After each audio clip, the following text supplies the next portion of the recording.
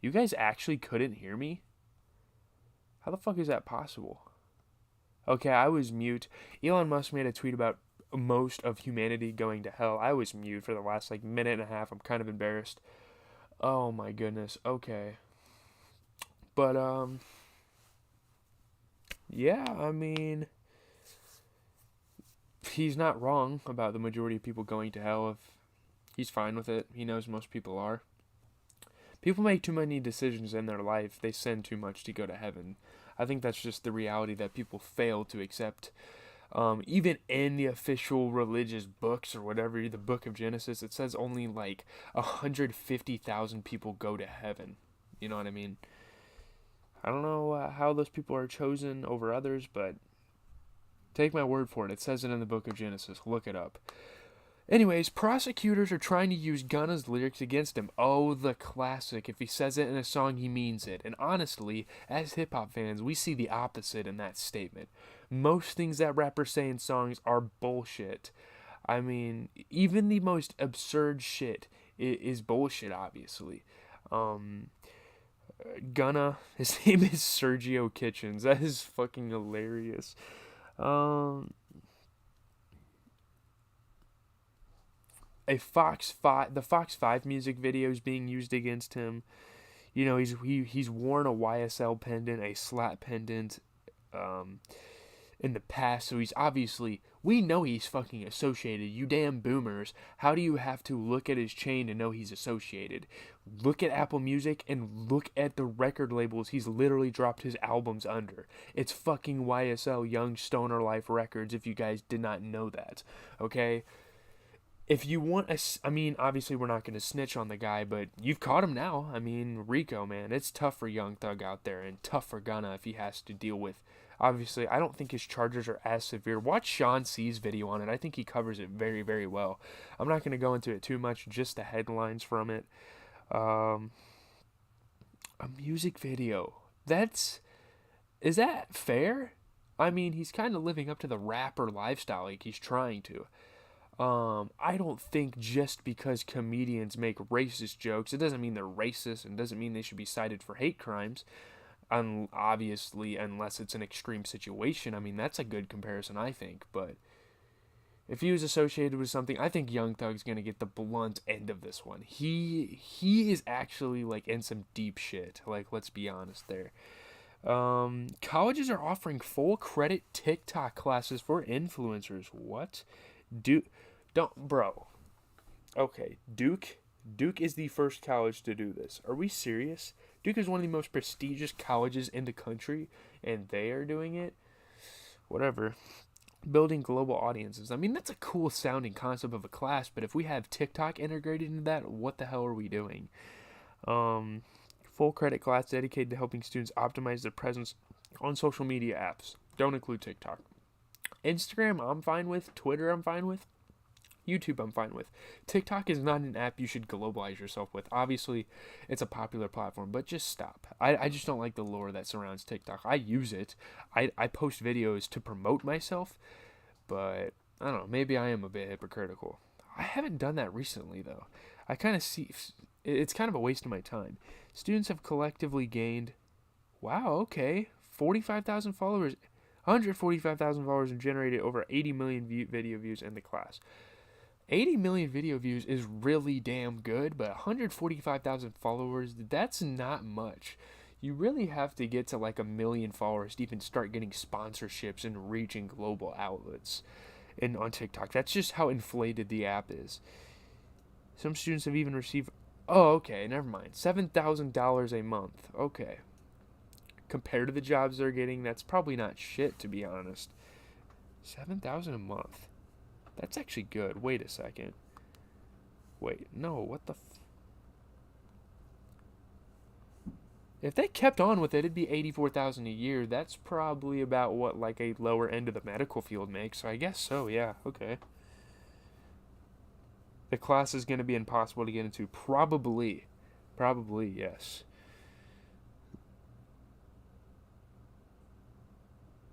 I don't you know what? It's not really corny. It's just weird. It's just a weird platform. I don't know.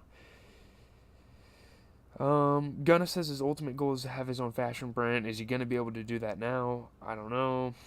In goals and music. I mean, I think like if Gunna doesn't get in big trouble for sure, I think he should make. He should just name it after his name, Sergio Kitchens. Maybe a different last name than Kitchens. Sergio something.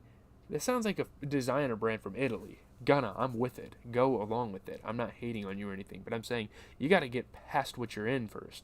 Obviously, this interview is probably from a while ago, but yeah. Tom Brady agrees to join Fox Sports as a lead analyst after his NFL career. He joins the long, long list of former NFL players that have joined Fox either very momentarily or they're still doing it to this day. I think Tony Romo is with Fox. He might be with a different media outlet, but I think he's with one of them.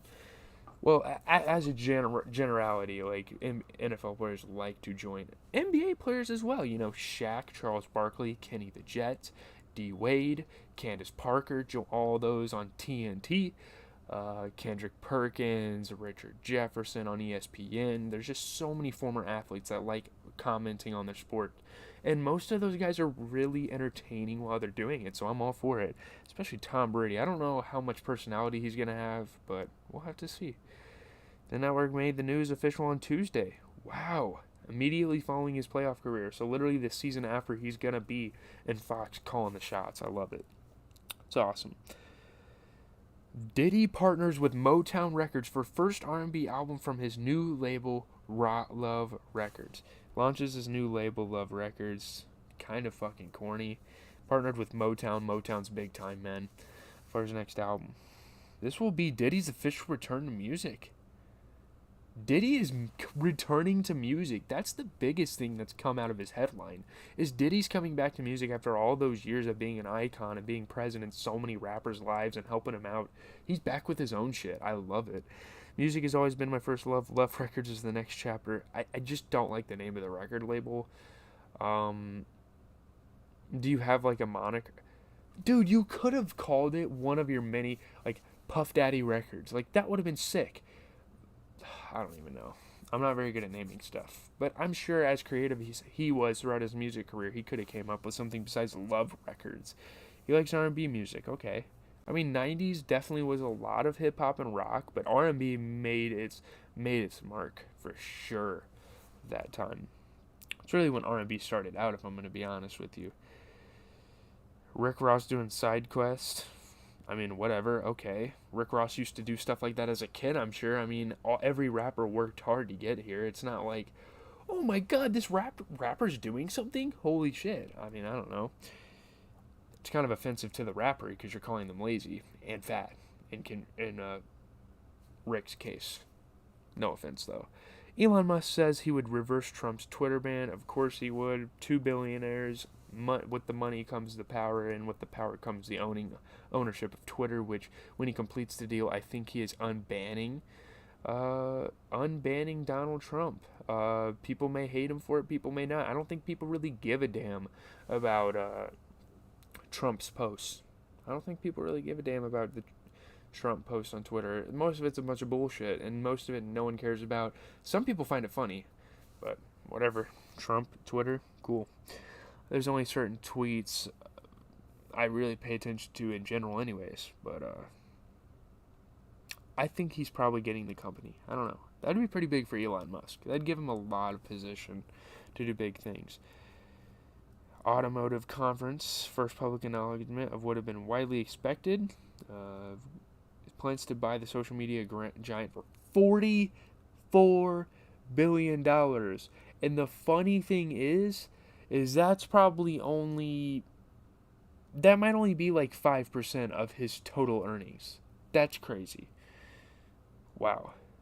Called Twitter's decision to ban Trump in January 2021 a mistake. Go get some bitches, Trump, okay? You're on Twitter, just go get some bitches or something. Ivanka might be too worn out for you. And I'm not talking about okay, let's just move on.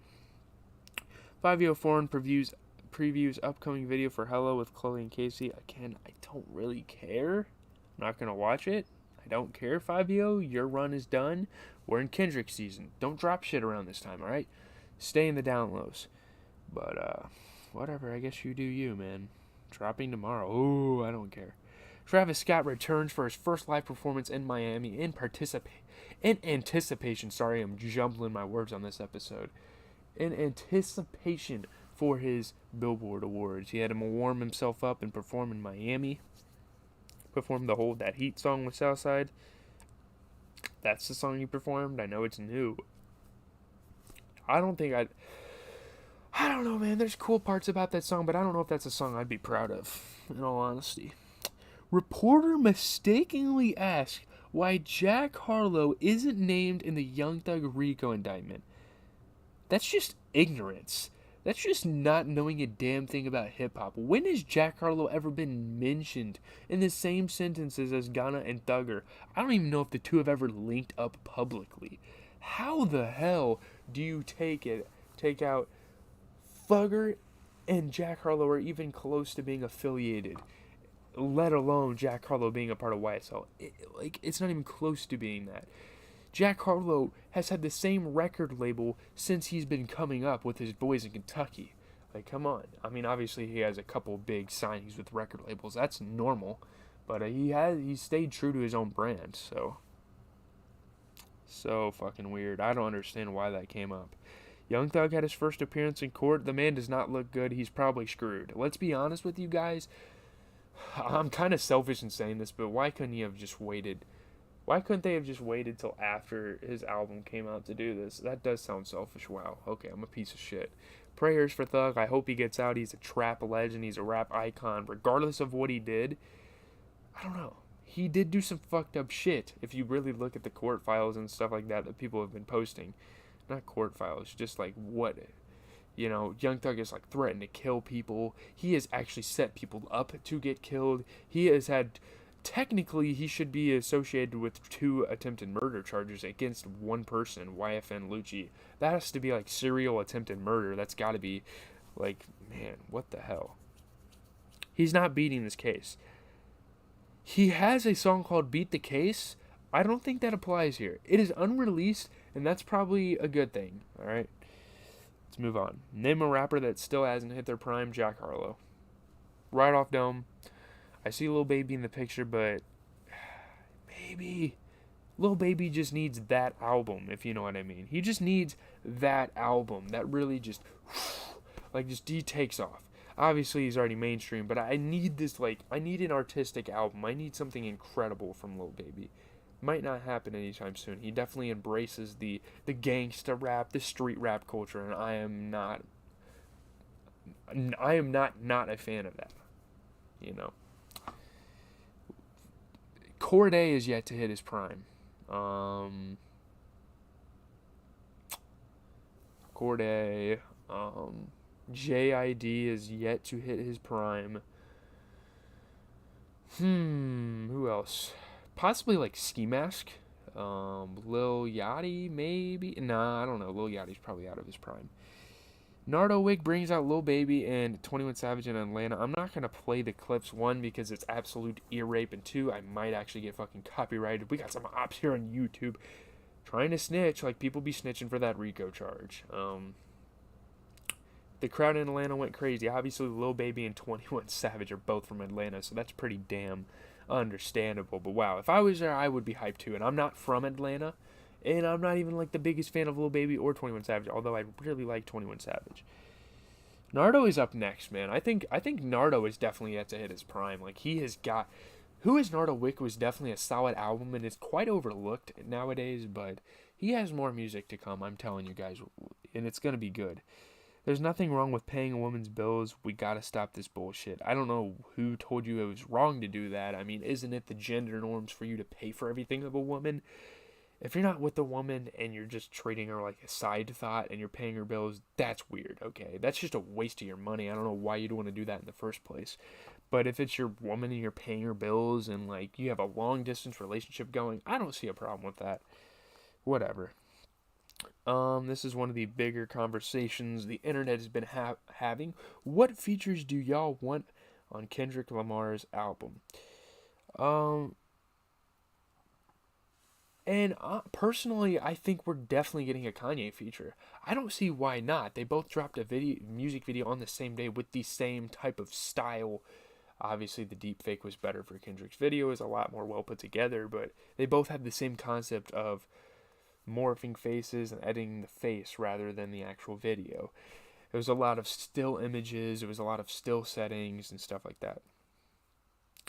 It's either we're getting no features at all on this album and it's just going to be a live performance with a band. Maybe the damn Roots. Fuck it. Put the Roots as your live performing band. That would be sick. Either that or we're getting an album with like Kanye, Baby Keem, SZA, and maybe Dr. Dre and Schoolboy Q. I think that's the most we're getting features on an album. I don't think he's going to go full Kanye West Donda mode and just flood the project and just flood the project. A lot of people want J. Cole. That's a possibility, but I don't know if that's going to happen. With with an album that's like styled in the way it's shaping out to be, I don't think J. Cole fits that agenda. I don't know.